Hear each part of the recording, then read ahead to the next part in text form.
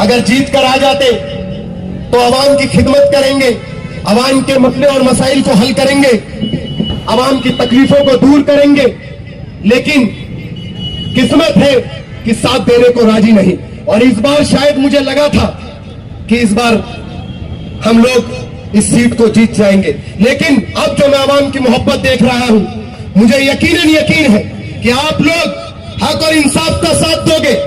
आप लोग अपना एक गैरतमंद सियासी लीडर चुनोगे जो कि आपके हक और हुकूक की बात ऐवान में उठा सके, जाके रोडों पर चश्मा लगाकर गाड़ियों में बैठकर अपनी नुमाइश ना करे। अपनी बड़ी बड़ी पढ़ाइयां हिंदुस्तान के अंदर तो आप कर लेते हो इम्तियाज जलील साहब, लेकिन अगर जमीन पर अवाम आपके काम को देखेगी तो पता चलेगा कि आपने औरंगाबाद के मुस्तकबिल को कितना उजाड़ा है। न जाने कौन सी मजबूरी है एसएस साहब की कि यह आदमी जो बोलता है वो करता है। अरे मेरे भाई जरा सोचिए, 2019 के अंदर जब ये मेंबर ऑफ पार्लियामेंट बन गए, इन्होंने 80 सीट की मांग रखी वंचित बहुजन अघाड़ी के आगे।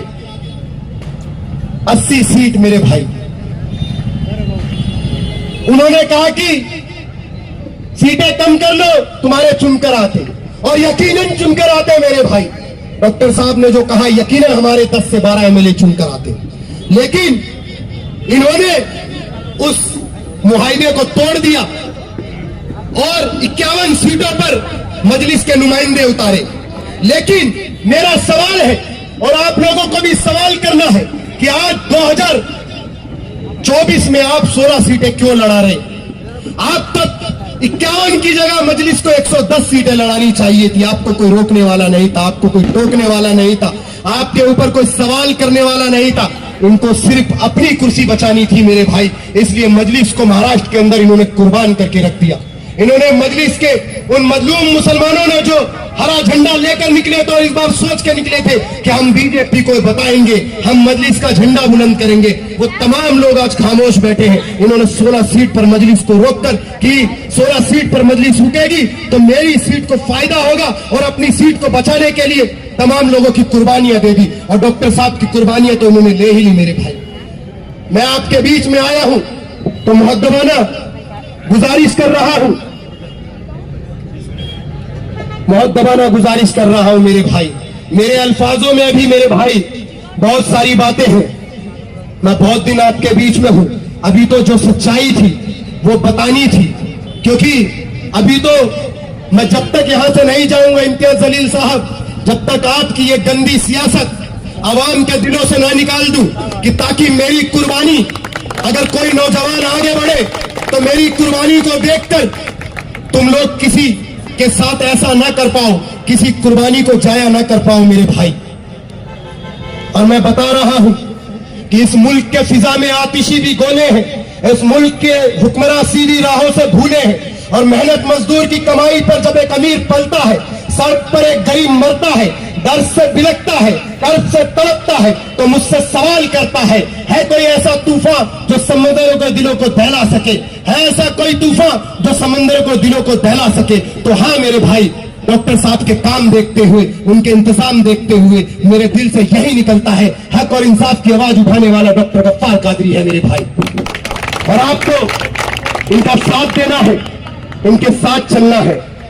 और डॉक्टर साहब, मैं आपसे कहूंगा कि आपके अंदर कुछ तो बात है जो मैं तुम्हारे साथ हूं। मैंने देखा है आपके अंदर कौमों मिल्लत के जज्बात हैं, इसलिए मैं आपके साथ हूं।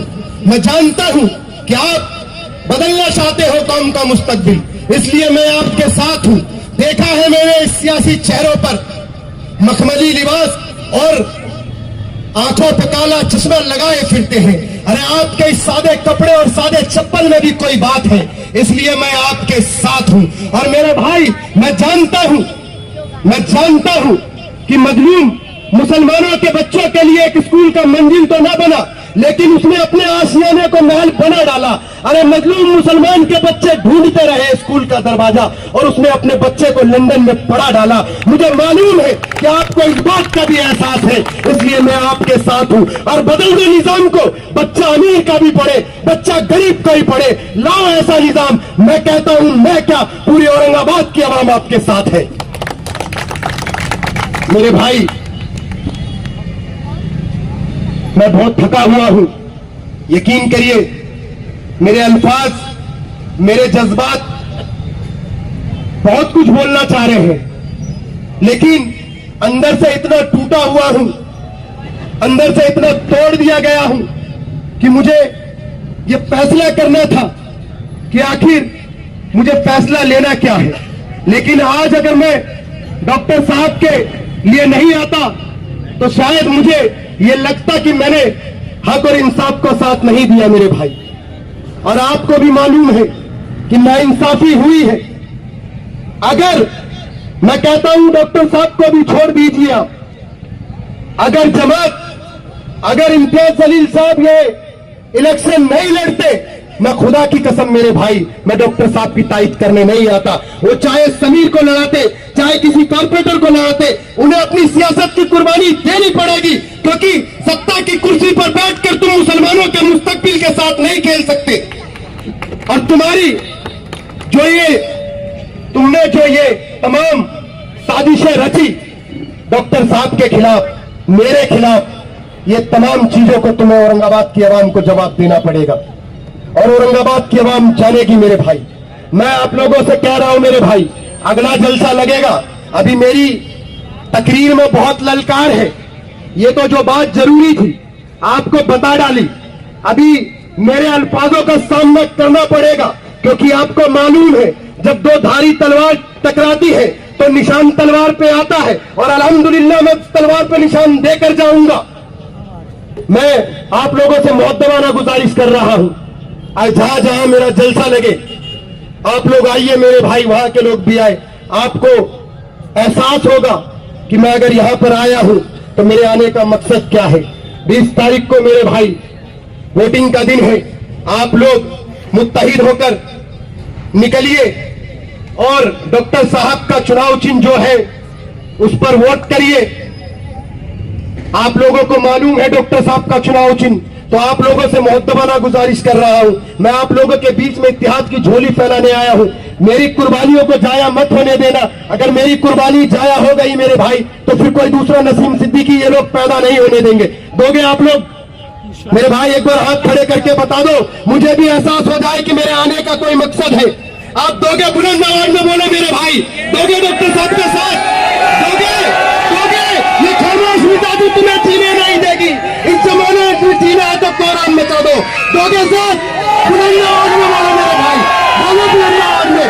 इम्तियाज जलील साहब को जवाब देना है, इस बार उनके बताना है कि कौम का मुस्तकबिल इस बार हम नहीं बिकने देंगे औरंगाबाद की जमीन पर। और मेरे भाई, मेरे ख्वाबों को लूटा है किसी ने, मैं सबकी खामोशी पर मुस्तइल हूँ। मेरे लहजे में सच का बातपन है, मैं अपनी कौम की जिंदा नस्ल हूँ। बाखुदा बना अल्हम्दुलिल्लाह रब्बिल आलमीन।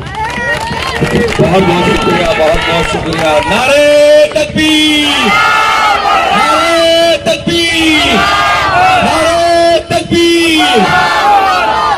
अरे हमारा नेता कैसा हो, अरे हमारा नेता कैसा हो, अरे हमारा नेता कैसा हो। हमारे बीच समाजवादी पार्टी के महाराष्ट्र के महासचिव जनाब रऊफ साहब मौजूद है। हमारे बीच दिल्ली से आए हुए मेहमान नसीम सिद्दीकी साहब, हमारे शहर के और आपके मोहल्ले के औरंगाबाद की जानी मानी शख्सियत इज्जतमाब कलीम कुरैशी साहब, समाजवादी पार्टी के हमारे रियाज साहब, retired assistant commissioner of police, हमारे शहर अध्यक्ष फैसल खान साहब। डॉक्टर साहब, जिंदगी के कई इंतखाम अभी बाकी है, जिंदगी के कई इम्तिहान अभी बाकी है। अभी तो नापी है मुट्ठी भर जमीन हमने, अभी तो सारा आसमान अभी बाकी है। याद रखिए, हम समाजवादी लोग हैं, हम समाजवादी विचारधारा में काम करते हैं। मैंने हमेशा इन लोगों से सवाल किया, मैं हमेशा सवाल करता हूं, क्योंकि मैं ऐसे नेता के साथ काम करता हूं जिसका नाम है अबू आसिम आजमी। वो कभी कौम के सौदे नहीं करता। और मैंने हमेशा सवाल किया, ये बोलते हैं हबीबे मिल्लत, नखीबे मिल्लत, जब हिंदुस्तान में कई हजारों लाखों वाक़ये हुए, इस सरजमीन मराठवाड़े में कई वाक़ये हुए, इस महाराष्ट्र में कई वाक़ये हुए, धुलिया में फसाद हुआ, मालेगांव में हुआ, भिवंडी में हुआ, हमारे मराठवाड़े के बच्चों को जेल की सलाखों के पीछे डाले गए, तब भी ये इख्तिदार में थे। इनके अब्बाजान मेंबर ऑफ पार्लियामेंट थे, ये भी मेंबर ऑफ पार्लियामेंट थे, तो तब ये कहाँ थे हबीबे मिल्लत, नकीबे मिल्लत? क्यों थी इनकी खिल्लत? ये 2014 में क्यों पैदा हुए? और ये पैदा होने के बाद हमारे ऊपर तरह तरह के जुल्म ढाए जा रहे हैं। हम क्या खाए, हम क्या पहने, हम क्या ओढ़े, हमारे माँ बहनों की अस्मतें लूटी जा रही है, कई बेगुनाहों की जाने जा चुकी है। अगर ये यूपी में जाके इलेक्शन नहीं लड़ते तो मेरा अखिलेश यादव वहां पे मुख्यमंत्री रहता और किसी की मां ने नहीं जानी जो अतीक को गोली चलाता, अतीक के भाई को गोली चलाता, अतीक के बच्चों पे गोली चलाता। आज सोचने का वक्त है। और हमको ये बोलते हैं वंदे मातरम बोले, अरे क्यों बोलो? हमसे ज्यादा इस वतन की इज्जत कोई करता है? वंदे मातरम के माने हैं इस सरजमीन की इज्जत करना। तो सुन लो मेरा शेर, मजहब के नाम पे जुल्म सितम हम नहीं करते, मजहब के नाम पे जुल्म सितम हम नहीं करते, वफा के आड़ में सियासत हम नहीं करते। वतन के मिट्टी में जाते हैं तो गुस्ल करके वतन के मिट्टी को नापाक हम नहीं करते। और हमने 10 साल हम खामोश बैठे। हम बोले चलो एक पार्टी आई है, अपने लोग हैं, आगे बढ़ रहे, आमदार बने, खासदार बने, कुछ तो मुस्तकबिल बनेगा। जब वो खासदार बने, मैं कई दिन उनके पास चक्कर मारा। मैंने कहा अपने शहर में एक पंचक्की है जिसमें एक नेचुरल पानी आता है, 400 साल से पानी आता है और वो पानी नाले में बहता है। आप खासदार बने हैं, आप दिल्ली में आवाज उठाओ, कम से कम वो पानी कहीं नहीं तो नहीं मेरे कोहिनूर कॉलोनी मोगलपुरे के लोगों को पीने को तो काम आएगा। आज 8 दिन 10 दिन में पानी आता है, नहीं सुनिए। फिर मैंने बोला अपने मराठवाड़ा में कई जमीनें हैं, सरजमीनें महाराष्ट्र में 1 लाख एकड़ वक्फ बोर्ड की जमीन है और उसमें सबसे ज्यादा 60,000 एकड़ पूरे मराठवाड़ा में है। मैंने कहा माइनॉरिटी के बच्चे एजुकेशन हासिल करने आते मराठवाड़ा के, विदर्भा के 2-3 डिस्ट्रिक्ट के और उत्तर महाराष्ट्र के, उनको एक हॉस्टल के लिए बात कीजिए। बच्चे मस्जिदों में रहते हैं, बच्चे जामा मस्जिद में रहते हैं, भड़कल के मस्जिद में रहते हैं, कई मस्जिद में रहते हैं। आप खासदार बने, बच्चों के लिए कोई हॉस्टल बनाओ, नहीं सुने। उनको तो राजकारण करने का था। और ये जो शेरवाने है, शेरवाने के अंदर जो जेब है, ये जेब भरने के थे, इसलिए उन्होंने कौम के लिए कुछ भलाई नहीं की है। लेकिन आज मैं सलाम करता हूं डॉक्टर साहब, आपने समाजवादी पार्टी के परचम को थाम लिया है और हमको उम्मीद है ये अवाम हमको बराबर इंसाफ देंगी। और आज जो कलीम भाई ने आपको सपोर्ट दिया है, ये इस बात की दलील है कि 20 तारीख को साइकिल वाले बटन पर इतना दबेगा, कोई माइकलाल आपको विधानसभा में जाने से नहीं रोक सकता, कोई माइकलाल आपको विधानसभा में जाने से नहीं रोक सकता। तो और मैं 2020 खेलने के लिए आया था। मैं बस एक ही बोलना चाहता हूं कि हर मक्तल से बहरहाल हमको गुजरना होगा, हर मक्तल से बहरहाल हमको गुजरना होगा। बच गए हम तो इसी नस्ल को मरना होगा। अगली नस्लों को तबाही से बचाने के लिए जो भी करना है तो इसी नस्ल को करना होगा, इसी नस्ल को करना होगा। याद रखिए 20 तारीख को साइकिल का बटन दबाइए और इंशाअल्लाह ताला आपके